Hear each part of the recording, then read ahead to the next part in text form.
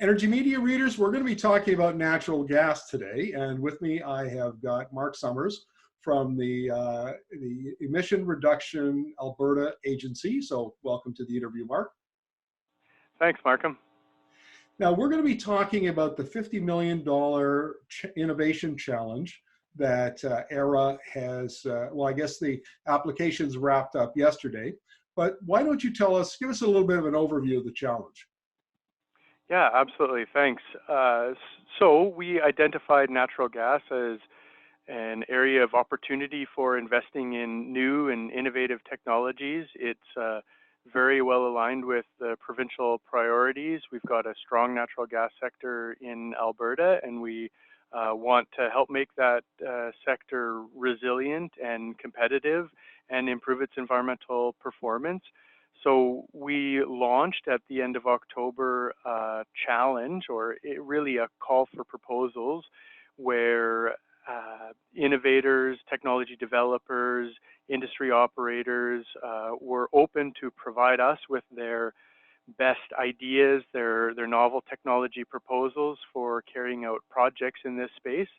And as you mentioned, the deadline was yesterday. We've made up to $50 million available for this competition. So we fully anticipate to be awarding somewhere in the neighborhood of $50 million toward a number of projects in and around the spring timeframe of 2020. And on a per project basis, we're making up to $10 million available per project. So now not all the projects that we fund will be awarded $10 million. So we're hoping to see somewhere on the order of maybe 10 to 15 projects come out of this.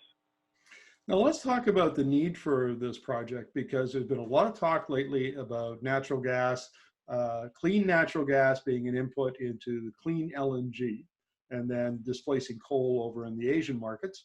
And as I understand it, and you're the technical guy, so you can correct me if I get this wrong, but my understanding is that CH4, the methane, makes up about 85–90% of natural gas, and some of it leaks. And it could be anywhere from 0.3% up to, say, 3% is the threshold at which natural gas is still cleaner if it displaces coal.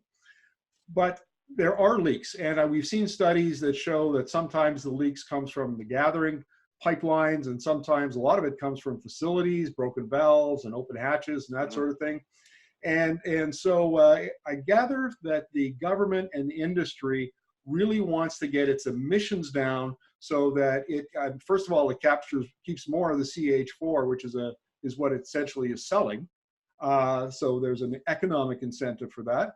But also because there's a big drive on globally and from the federal government to reduce emissions, and the regulation is that the target is 45% methane emission reduction by 2025. Right? Have I got that right?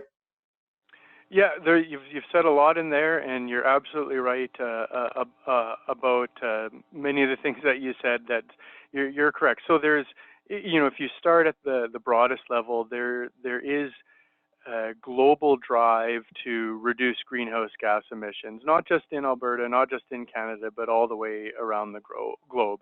And there are a number of really exciting, really fascinating opportunities to achieve that end. One of which is through the natural gas sector. So you talked about potentially exporting natural gas to displace the use of coal in some regions, also to displace the local use of coal in Alberta and in Canada more broadly. Now, if you put the leaks aside for a second, because granted, you're absolutely right, there are some leaks of natural gas, and methane in and of itself is a greenhouse gas.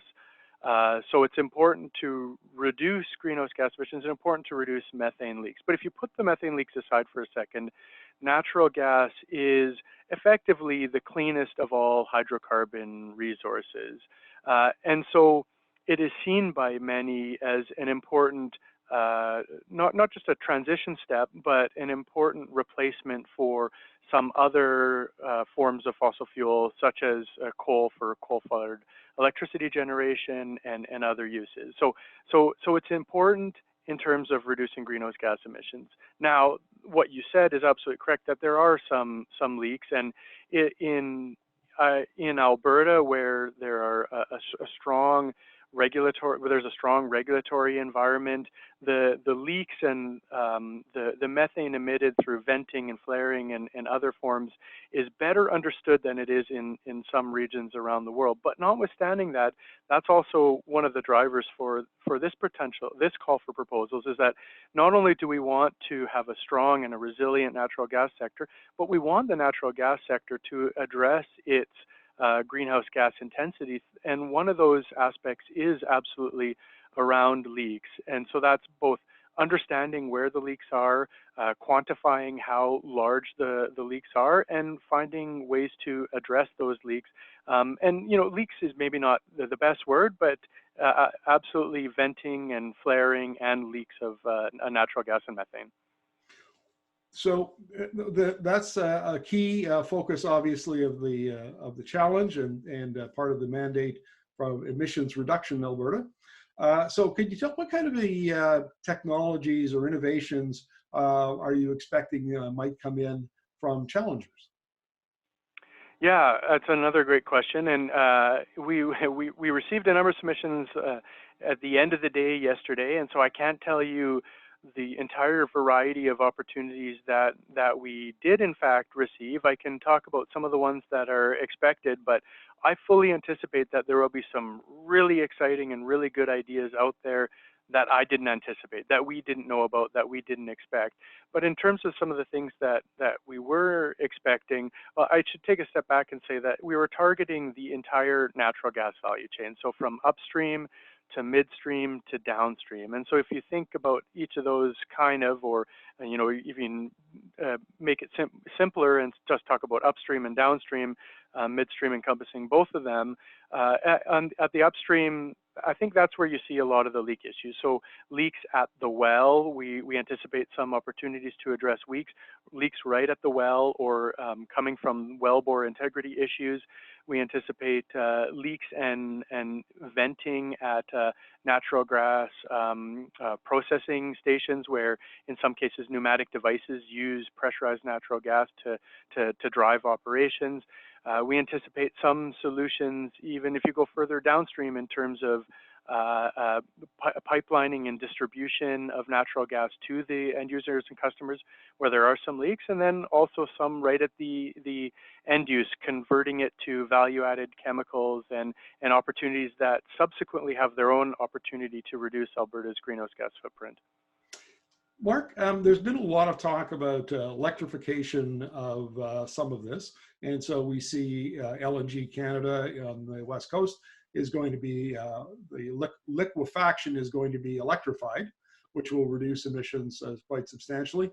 Is there any opportunity in this challenge, or are you expecting any submissions to deal with the electrification of some part of the process? Yeah, that's a great question, and that would probably fall into the category of things that we didn't fully anticipate. So we may see some of that. I will note that the electricity system in Alberta is a little bit different from what it is on the coast in BC, and so depending on exactly what the operation is and what you're trying to replace, there may be a stronger value proposition from a greenhouse gas perspective in terms of electrification in the province of BC as opposed to in Alberta. But nevertheless, electrification is a big a topic of discussion. There is a lot of interest in it across Alberta. We've been involved in some projects from past challenges around electricity and electrification. And so I would be happy to see some opportunities come in that look at electrification somewhere along the natural gas value chain. I can't say I know exactly what those are going to look like, but I look forward to learning more about them. Can you give us one or two very specific examples of, like replacement of a pneumatic controller, or, greater, some way to detect methane emissions from broken valves at a remote well, something like that? What have you got in the queue? So those are both great examples.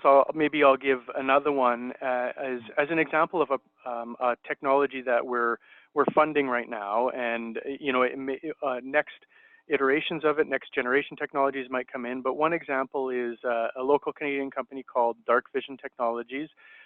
They've generated, or they've developed, a very impressive technology for downhole imaging of well bores. And what they can do is they can detect, where other technologies can't, potential wellbore integrity issues, or cracks in well casing that allow methane to flow through and ultimately get emitted to the surface. Methane, natural gas, whatever the case is. And then it allows an understanding of where remediation or wellbore integrity fixing opportunities can come in to address those issues and prevent the leaks. So that's one specific example. It's a Canadian company. They're testing their product in the field right now with a number of different operators. Very exciting early results, and we look forward to seeing where an opportunity like that goes in the future. Well, that's terrific, Mark. And I understand that there's actually another smaller challenge, a $3 million challenge that is complementary to your $50 million challenge. Can you tell us about the smaller one? Yeah, the smaller one. So it's not our challenge, but I can talk to my understanding of it. We at ERA have a number of trusted partners. These are other funding organizations that have like-minded mandates that fund technology innovation for reducing greenhouse gas emissions, improving the economy, improving competitiveness of our industries. One of those is the Natural Gas Innovation Fund, which was created by the Canadian Gas Association. My apologies. And so NGIF, or the Natural Gas Innovation Fund, has, in parallel with ERA, put out a $3 million funding opportunity. And what's really exciting about this is that we very intentionally built our timelines to be in parallel. And we built our documentation so that we can pass ideas back and forth between the two organizations in case someone's a better fit for us or someone's a better fit for them, or maybe some of the opportunities are really good fits for both of us. So ultimately what it does is it increases the pool of funding available for these types of opportunities. And the Natural Gas Innovation Fund has another value proposition in that its membership is made up of industry operators, upstream and downstream. And so opportunities that go through their process have the benefit of having interactions with the industry producers on a face-to-face basis as they go through their process.